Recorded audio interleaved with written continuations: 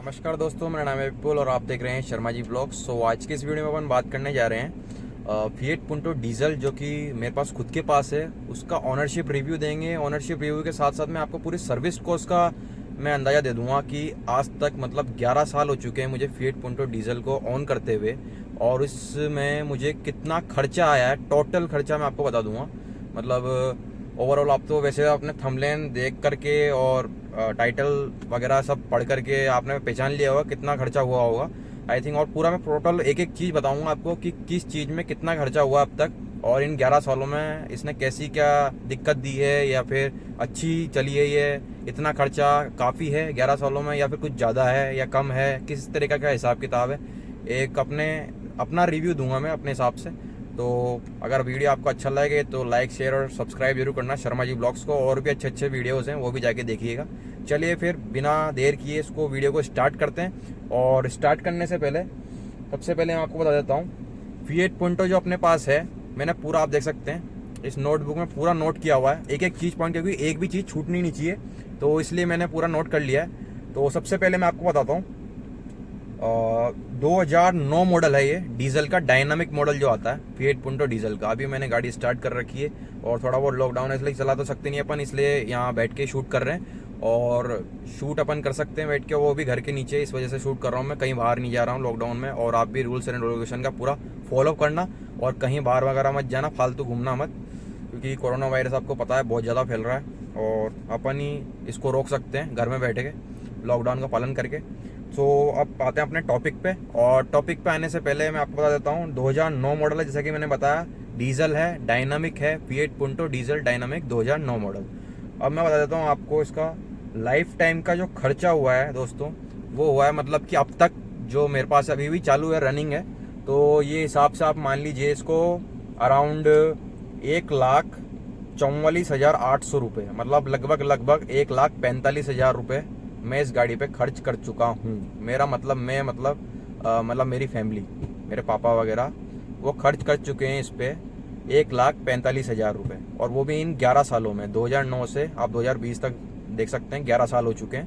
तो इन 11 सालों में 1,44,800। अब मैं सबसे पहले तो आपसे रिक्वेस्ट करता हूँ, अगर आपको इसी वक्त अगर कुछ समझ में आता है तो कमेंट सेक्शन में कमेंट किए सबसे पहले कि ज़्यादा है या कम है, फिर उसके हिसाब से मैं पूरी आपको लिस्ट बताता हूँ क्या क्या खर्चा कितने में हुआ। पूरा फर्स्ट सर्विस से स्टार्ट करेंगे अपन, क्योंकि मैंने टोटल पूरा इसको संभाल के रखा हुआ था, और जो उसके बिल वगैरह थे, तो उसकी रिगार्डिंग मैंने सोचा आज आपको एक वीडियो बनाऊं। वीडियो में को टॉपिक मिल नहीं रहा था, फिर मैंने सोचा इस पे वीडियो बनाया जाए, आपकी काफ़ी हेल्प होएगी जो फिएट पुंटो के ओनर्स हैं या फिर जो फिएट पुंटो लेने का प्लान बना रहे हैं, क्योंकि उनको सेकेंड हैंड गाड़ी लेनी है या फिर ऐसा कुछ लेना है, क्योंकि नई तो अभी बंद हो चुकी है, तो इस वजह से वो चाहते हैं कि कितना का खर्चा आता है उनको पहले ही मालूम पड़ जाए, नहीं तो फिर बाद में बहुत दिक्कत आती है कि गलत गाड़ी ले ली यार अपन ने।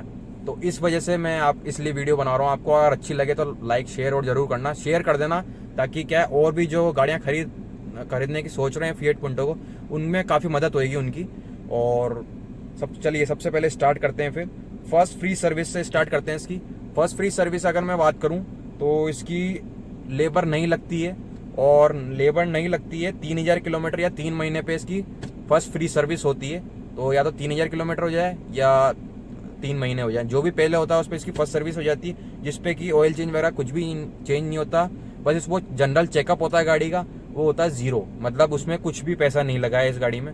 चलिए अब आपको मेरी शक्ल देख देख के बोर हो जाएंगे, तो एक बार मैं आपको बीच बीच में गाड़ियाँ भी दिखा दूंगा तो किस तरह से क्या अपन ने कर रखी, उसके बाद में आपको कंटिन्यू बोलना भी स्टार्ट रखता हूँ, तो वीडियो इंटरेस्टिंग भी लगेगा और एक एक चीज़ आपको मालूम पड़ जाएगी इस गाड़ी की। तो फ्रेंड्स, बात हुई थी इसकी फर्स्ट सर्विस की, तो फर्स्ट सर्विस होगी इसका 0, है ना। और फर्स्ट सर्विस के बाद में अपन बात करते हैं इसके सेकंड सर्विस की। तो सेकंड सर्विस की अगर मैं बात करूं दोस्तों, तो सेकंड सर्विस में इसमें इसमें फ्री सर्विस रहती है और नो लेबर, उसमें भी कोई लेबर वगैरह कुछ भी नहीं लगता है, और लेबर वगैरह नहीं लगता है। उसके कारण 30 इसमें होती है 15,000 किलोमीटर या 1 साल जो भी पहले हो उसमें सर्विस हो जाती है इसकी, और इनमें से कोई भी चीज़ पहले हो अपन को सर्विस करानी पड़ती है। तो ये इसमें करीब 2,500 करीब अपना अमाउंट लगा था, और 2,500 अमाउंट लगने के बाद में अपनी ये पूरी सेकंड सर्विस हो चुकी थी। इसमें इंजन ऑयल और डीजल फिल्टर वगैरह जो भी फर्स्ट सर्विस में चेंज होते हैं वो नॉर्मल चेंज हो गए थे। तो इसमें ये भी अपनी क्या लेबर नहीं लगी थी, इसलिए 2,500 करीब का खर्चा आ गया था। तो ये बात रही इसके पूरी सेकंड सर्विस तक की। तो अभी तक अपने लगे हैं कितने, 2,500 रुपये। अब बात करते हैं इसके थर्ड सर्विस की दोस्तों। तो थर्ड सर्विस की अगर मैं बात करूँ इसमें, तो थर्ड सर्विस में भी अपनी लेबर नहीं लगती, 3 सर्विस फ्री आती है इसमें, और 30,000 किलोमीटर या 2 साल ये रहता है इसका रेशो। तो इसमें से जो भी पहले हो अपन को सर्विस करानी पड़ती है। और अगर मैं बात करूं तो इसमें खर्चा अपना आया था 3,000 रुपये करीब। इसमें भी इंजन ऑयल वगैरह चेंज होता है, क्योंकि साल में एक बार इसका इंजन ऑयल चेंज होता है फीट का। मैं आपको बता दूं 15,000 किलोमीटर या 1 साल इसका ये शेड्यूल रहता है हमेशा। और अभी देख सकते हैं, ये देखिए आप सर्विस में अभी इतना बाकी, क्योंकि हाल ही में मैंने सर्विस कराई, वो भी इसमें काउंट करूंगा मैं। तो अभी तो इसमें वापस रीसेट कर दिया था, यहाँ से अपन रीसेट भी कर सकते हैं इसको। तो 14,000, ये देख सकते हैं आप, इतना किलोमीटर बाकी है अभी भी सर्विस में। तो एक ये है बटन वॉल्यूम वगैरह, ये तो सारे फीचर हैं। अब बात करते हैं अपने टॉपिक पे आते हैं, फोर्थ सर्विस। तो फोर्थ सर्विस की अगर मैं बात करूं तो इसमें वो अपनी होती है अराउंड, या मान लीजिए 45,000 किलोमीटर के आसपास में। तो 45,000 किलोमीटर के आसपास में अगर अपनी सर्विस होती है तो वो एक चीज़ मैं आपको बता दूं, इसमें अपनी 45,000 किलोमीटर या फिर 1 साल और इसमें ऐड कर दो, मतलब 3 साल। तो इसमें इंजन ऑयल वगैरह, ऑयल फिल्टर, ब्रेक पैड वगैरह, कूलेंट, डीजल फिल्टर और लेबर वगैरह सब लगी थी अपनी। ये सब सारी चीज़ें चेंज हो गई थी, और ये सब चीज़ें चेंज होकर के अपने लगे थे 7,000 रुपये। तो 7,000 रुपये अपने लगे थे ये अपनी जो है फोर्थ सर्विस में। तो ये पेड थी, तो इसमें अपने को 7,000 रुपये करीब लगे, मतलब 6-7 हज़ार ये इसका नॉर्मल लगता है। ऊपर नीचे थोड़ा बहुत हो जाता है अगर कुछ अपन जैसे इसमें ब्रेक पैड भी चेंज कराए, कूलेंट भी कराया, तो ये सभी इन सब चीज़ों में क्या है थोड़ा पैसा लग जाता है। बाकी इसकी नॉर्मल सर्विस की अगर मैं बात करूँ 4,500 से 5,000 रुपये में इसकी नॉर्मल सर्विस हो जाती है। नेक्स्ट चीज़ अपन बात करते हैं इसके, उसके बाद में तुरंत बाद में जब ये 30,000 किलोमीटर चल गई, 30-35,000 किलोमीटर चल गई थी ये, तो अभी तो आप देख सकते हैं कितना चली है। इसको बैक करते हैं,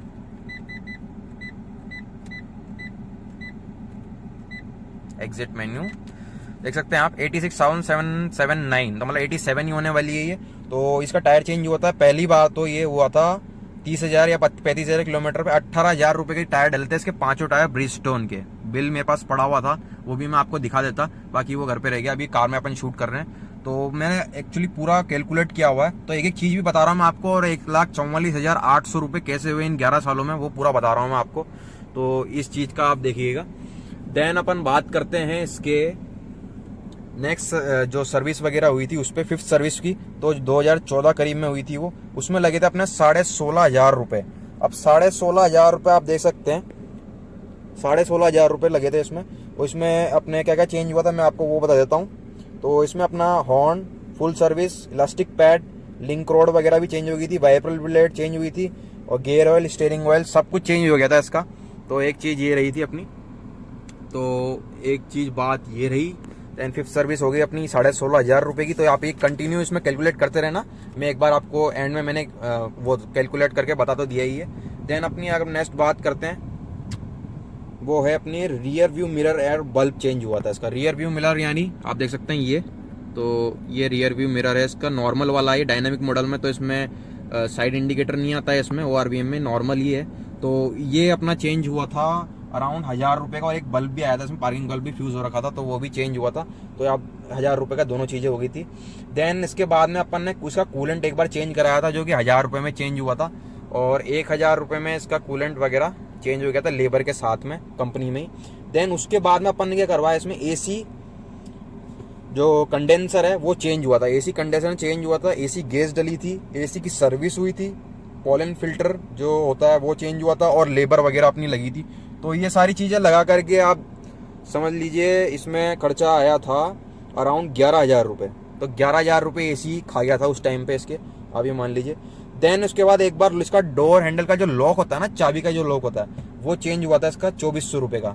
लेबर वगैरह सब लगा करके 2400 रुपये का वो चेंज होता है। एक बार हुआ क्या, फ्री हो गया था। इसका पुंटो में बहुत प्रॉब्लम आती है, इसका जो डोर लॉक का जो अपन चाबी घुमाते हैं वो फ्री हो जाता है। तो एक बार वो 2400 रुपये का चेंज हुआ था। देन क्योंकि मैंने काफ़ी पुंटो में देख ली है शिकायत, इसलिए आपको बता रहा हूँ मैं।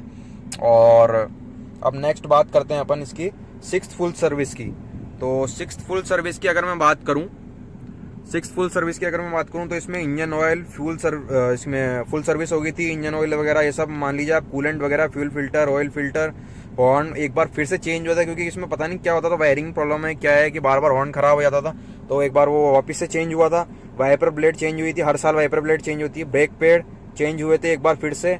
और देन इसमें ग्लो प्लग्स वगैरह होते हैं जो गाड़ी को स्टार्ट करते हैं, जैसे गाड़ी में स्पार्क प्लग होते हैं वैसे ग्लो प्लग्स होते हैं इसमें, वो सब चीज़ें, ये सारी चीज़ें वो मिला करके इसमें 19,000 रुपये का खर्चा आया था एक बार। तो ये बात रही इसकी। और सर्विस सेंटर में ही इसकी सर्विस हुई है। मैं आपको एक चीज़ बता दूँ। देन नेक्स्ट पे चलते हैं अपन इसकी। देन इसमें इसके अलावा क्या होता है, एक बार नीचे से गाड़ी अड़ गई थी। तो हुआ क्या था, नीचे से एक बार क्या इसकी गाड़ी अड़ गई थी। तो इसमें जो ऑयल चैम्बर रहता है, जो जिसमें इंजन ऑयल रहता है अपना स्टोर रहता है, वो नीचे से अड़ गया था और वो लीक करने लग गया था और उसकी सील वगैरह कट गई थी और वो डैमेज भी हो गया था। तो एक बार वो भी चेंज हुआ है। मैं आपको नीचे लिस्ट में देख के बताता हूँ कितने का था वो। और लेबर वगैरह सब मिला करके दोस्तों ये 4,600 रुपये का ये इसमें चेंज हुआ है। और तो आप देख सकते हैं, एक तो ये चीज़ ये चेंज हुई थी। देन इसकी नेक्स्ट 7th सर्विस हुई थी, फुल सर्विस 7th सर्विस, जो कि अपन मान सकते हैं सर्विस प्लस जो कुछ आइटम्स रहती हैं जो नॉर्मल छोटी मोटी कमियां निकली आती हैं सर्विस के टाइम पे, एक वो चीज़ थी। तो आप ये मान लीजिए 9,500 रुपये का खर्चा इसमें तब आया था एक बार 7th सर्विस में। इसकी सभी सर्विस फिएट सर्विस सेंटर में ही हुई हैं। जो जो चीज़ें मैंने बताई आपको वो चीज़ें चेंज हुई हैं इसमें। देन उसके बाद में इसके 70,000 किलोमीटर पे क्लच प्लेट चेंज हुई थी दोस्तों, 70,000 किलोमीटर पे। अब 70,000 किलोमीटर यानी अभी 87 तो चल चुकी है, मतलब 17,000 किलोमीटर क्लच प्लेट के बाद भी चल चुकी है। और मतलब यूँ मान लीजिए आप 65, 70, 75 इतने पे चल जाती है क्लच प्लेट। किसी किसी की 1 लाख भी चल जाती है, यूँ नहीं कह रहा मैं, और किसी किसी 1.5 भी चल जाती है। वो चलाने के ऊपर होता है, अपने डिपेंड होता है। कभी अपन किस तरह से भगा रहे हैं उसको, ज़्यादा चला रहे हैं, क्लच को ज़्यादा यूज़ कर रहे हैं, उस हिसाब से डिपेंड करता है। या ट्रैफिक ज़्यादा है कम है, उस हिसाब से भी काफ़ी डिपेंड करता है ये चीज़। तो ये 70,000 में ये चेंज हो गई थी, 70,000 किलोमीटर जब गाड़ी चली थी। देन इसका खर्चा आया था 6-6,500 रुपये करीब क्लच प्लेट चेंज होने का। देन टायर चेंज वापस से हुए थे, और टायर जब चेंज हुए थे अराउंड, मैं आपको बताऊं तो ये यहाँ मान लीजिए 13,000 रुपये का खर्चा आया था। जब इस पहले ब्रिजस्टोन के डलवाया था इसलिए 18 का आया था। इस बार क्या सीएट के डलवाया मैंने सोचा कंपनी चेंज करके देखते हैं क्या फ़र्क पड़ता है। क्या पता अपन को सीएट मतलब काफ़ी नाम चल रहा था उस वक्त, सीएट माइलेज के नाम से आप एक टायर आता है। तो आप वो जाकर के नेट पे सर्च मारिएगा किस तरह से क्या रेस्पॉन्स कर रहा है। मेरे हिसाब से अभी तक तो ठीक चल रहा है, बस उसमें क्या है हाई स्पीड में थोड़ी सी नॉइज़ है, बाकी इतना कोई इशू नहीं है। क्योंकि प्राइस डिफरेंस भी काफ़ी था। मैंने एक बार सोचा कि यूज़ करके देखते हैं, अगली बार वापस जब चेंज कराएंगे तो इसमें चेंज कर देंगे अपन। देन ये 13,000 रुपये का था, तो इसमें काफ़ी डिफरेंस आ गया था ब्रिजस्टोन और इसमें। देन इसमें नेक्स्ट अगर मैं बात करूँ, 8th फुल सर्विस कराई थी मैंने इसकी वापस से, तो इसमें 6800 रुपये, मान लीजिए 6,800 रुपये लग गए थे। 6,800 रुपीज़ इसमें लगे थे, तो 6,800 रुपये इसमें लग गए थे। देन इसमें ग्लो प्लग्स वगैरह और फुल सर्विस हो गई थी गाड़ी की। ग्लो प्लग्स क्या है, इसके बार बार फ्यूज़ हो जाते हैं। इसमें एक दिक्कत ये है, मतलब जो स्पार्क प्लग रहते हैं इसके, अगर एक भी खराब हो रहा है तो वो दूसरे को भी खराब कर देता है, इसलिए तुरंत चेंज कराना चाहिए इसका फिएट में। तो एक ये चीज़ मैं आपको बता दी है। देन उसके बाद में अभी इसके हाल ही में शॉकर चेंज कराएं, 4 शॉकर चेंज कराएं, और एक जो आरम आती है वो चेंज कराई है इसकी।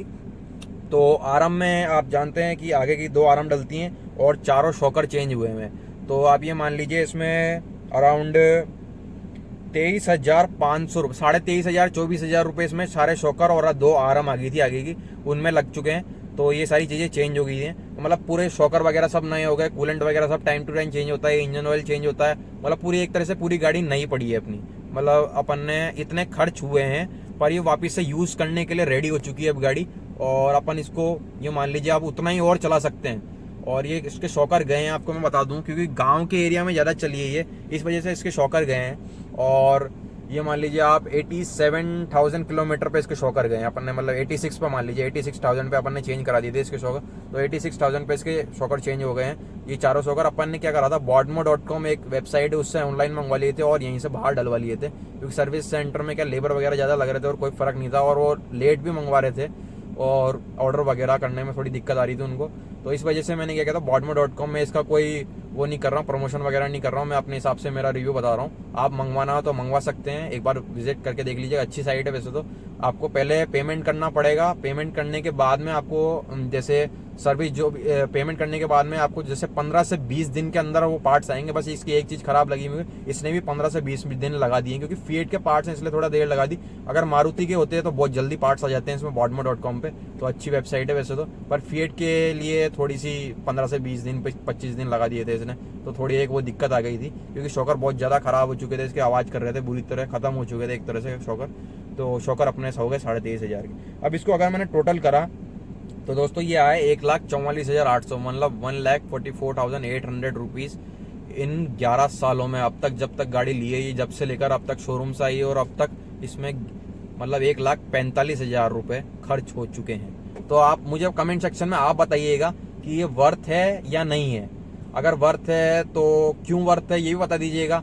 और फिएट की गाड़ियाँ आपको कैसी लगती हैं, क्या फिएट की गाड़ियाँ अच्छी लगती हैं या मारुति की गाड़ियाँ अच्छी लगती हैं? वैसे तो आपको अगर जितनों को अगर पता होगा तो फिएट का जो इंजन आता है वही मारुति में डलता है, और ये चीज़ रही है। तो अगर जिसको मालूम है, जिसको फिएट की हैंडलिंग पता है, क्वालिटी पता है, वो फिएट ही लेता है, चाहे थोड़ा बहुत पैसा ज़्यादा लग जाए। तो ये बात रही इसकी फिएट की सर्विस की पूरी, की मैंने एक एक चीज़ बता दी आपको। और उस हिसाब से अगर मैं इसका कंक्लूजन निकालूँ ना, एक दो चीज़ें और बता देता हूँ मैं आपको इसमें, तो आपको पूरा प्रॉपर मालूम पड़ जाएगा कि क्या क्या चीज़ें हैं, किसको लेनी चाहिए या नहीं लेनी चाहिए, वो भी इस वीडियो में बात कर लेते हैं। तो क्या क्या मेरे को पॉजिटिव लगे, क्या नेगेटिव लगे, एक दो चीज़ें पॉइंट ले लेते हैं अपन मोटी मोटी, ठीक है। तो 86,000 या 87,000 किलोमीटर आपने चला दिए 11 सालों में। 7800 किलोमीटर चली है ये, एक साल का एवरेज आ गया है इसका, अपने कैलकुलेट किया तो। अगर एवरेज की बात करूँ मैं, जो इसका माइलेज होता है, मतलब जो उसकी अगर मैं बात करूँ तो इसका माइलेज है दोस्तों, ये मान लीजिए आप 12 से 13 देती है एसी में, 12 से 13 ये सिटी में एसी में देगी। और हाईवे पे अगर मैं बात करूं एसी में, अगर 100 से नीचे या 100 तक आप चलाओगे तो 20 से 21 आराम से निकालेगी ये गाड़ी, चलाने का तरीका आना चाहिए। और अगर 100 से ऊपर रखोगे, 120, 130, 40, 150, 160, 165 तक भाई हुई है मेरी इसमें, तो आपको फिर ये 16, 17, 18 के बीच का एवरेज देगी ये। बाकी मैं रिकमेंड नहीं करता हूँ, इतनी ज़्यादा मत बजाइए। बाकी कंट्रोलेबल, बहुत शानदार गाड़ी है, 165 में भी एकदम जम के चलती है गाड़ी। एक चीज़ है इसकी, इसलिए मुझे यही पसंद आती है, पूरी मारुति वगैरह बिल्कुल पसंद नहीं आती। देन अगर नेक्स्ट चीज़ की बात करते हैं अपन ने बताया दिया 1,45,000 रुपये खर्च हुए 11 साल में। देन अगर इसका मैं निकालूं एक साल का खर्चा कितना हुआ है मेंटेनेंस का रफली, तो 13,100 रुपये एक साल का पड़ा है मुझे इस हिसाब से। तो आप देख लीजिएगा, आप इतना आप खर्च कर सकते हैं तो एक सेकेंड हैंड गाड़ी ले लीजिए। अगर आपको लगाना भी पड़े तो लगभग अपन को एक आइडिया मिल जाएगा जिसको गाड़ी लेनी है उसको। और उसके बाद में अगर मैं बात करूं इसके नेक्स्ट पॉइंट की अगर मैं बात करूं तो मैंने कैलकुलेट किया कि कितना मतलब एक दिन का कितना पड़ रहा है ये खर्चा। मतलब 1,45,000 रुपये जो अपन ने जोड़ा है, ये एक दिन के हिसाब से अगर निकालें, पहले साल के हिसाब से निकाला तो वो तो आया 13,100, और एक दिन के अगर हिसाब से निकाला मैंने तो एक दिन के हिसाब से ये आ रहा है दोस्तों 36 रुपये एक दिन का। तो आप इस हिसाब से अंदाजा लगा लीजिएगा। खाली मैं इसका बता रहा हूँ आपको सर्विस का, पेट्रोल का तो अलग है, सर्विस का जो मेंटेनेंस कॉस्ट है इसका वो बता रहा हूँ मैं आपको 36 रुपये एक दिन का इसका एक ये एवरेज आया है मेरा 11 सालों में।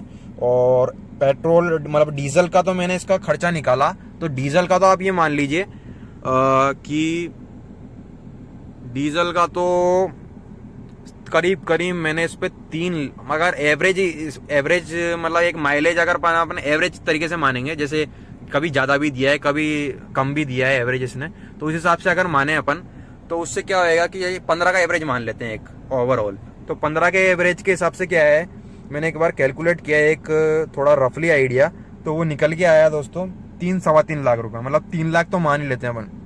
3 लाख का तो पेट्रोल इसमें मतलब डीजल इसमें खर्च हो चुका है।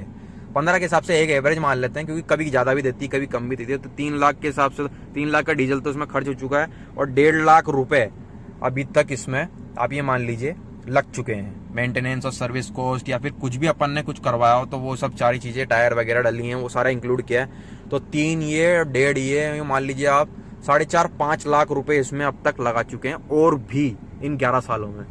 तो आप इस हिसाब से देख लीजिएगा, और उम्मीद करता हूँ आपको वीडियो पसंद आई होगी। और अगर वीडियो पसंद आई तो लाइक, शेयर, कमेंट और सब्सक्राइब जरूर करना शर्मा जी ब्लॉग्स को, क्योंकि ऐसे वीडियोस बनाने में काफ़ी मेहनत लगती है दोस्तों। सो प्लीज़ सब्सक्राइब जरूर कर देना और क्या वीडियो को शेयर जरूर कर देना। मैं इसलिए नहीं कह रहा कि चैनल थोड़ा सा वो हो जाएगा, ग्रो हो जाएगा, इस वजह से नहीं कह रहा, ताकि कोई जो फिएट की गाड़ियाँ लेना चाह रहे हैं उसमें क्या है उनको काफ़ी मदद मिल जाएगी कि लेनी चाहिए या नहीं लेनी चाहिए, उनके बजट में भी है कि नहीं है ये गाड़ी। तो इस वजह से मैं कह रहा था। तो वीडियो पसंद आया तो लाइक शेयर कमेंट और सब्सक्राइब जरूर करना शर्मा जी ब्लॉग्स को। मिलते हैं अपने नेक्स्ट वीडियो में। Thank you guys.